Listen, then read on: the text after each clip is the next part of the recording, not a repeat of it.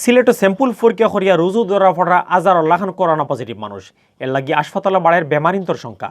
কিন্তু সরকারি বেসরকারি হাসপাতালে সিটের অভাব থাকায় সবর ভর্তি হওয়ার সুযোগ মিলেন না লগে আছে অক্সিজেনের সমস্যা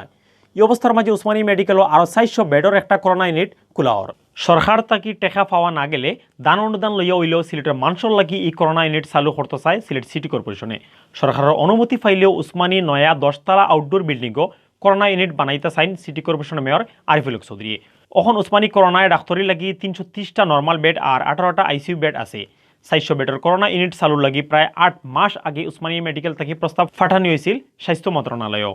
এর বাদে বারবার তাকদা দেওয়া হয়েছে স্বাস্থ্য মন্ত্রণালয়ে গিয়া মাতি আইসুন পররাষ্ট্রমন্ত্রী ডক্টর একে আব্দুল মোমেনেও সিটি দিচ্ছেন সিলেট সিটি কর্পোরেশনের মেয়র আরিফেও এর বাদেও এই করোনা ইউনিট চালুর অনুমতি পাওয়া গেছে না কোনো বাজেটও কিন্তু একটা ছাড়া উসমানী মেডিকেলের তরফ থেকে সব জাতর খাম রেডি করিয়া রাখা দরকার খালি সেন্ট্রাল অক্সিজেন লাইন বানি লাগি 4 কোটি টাকা স্বাস্থ্য বিভাগ থেকে খবর লইয়া জানা গেছে করোনা বেমারিন্ত লাগি সিলেটের সরকারি বেসরকারি হাসপাতাল ক্লিনিক মিলাইয়া বেড আছে প্রায় 850 আর আইসিইউ বেড আছে 137টা এখন ইতা আইসিইউর সব তিনটো বেমারিন ভর্তি নর্মাল বেডও প্রায় বড়া অন সিলেটও খুব খারাপভাবে চিত্রি গেছে করোনা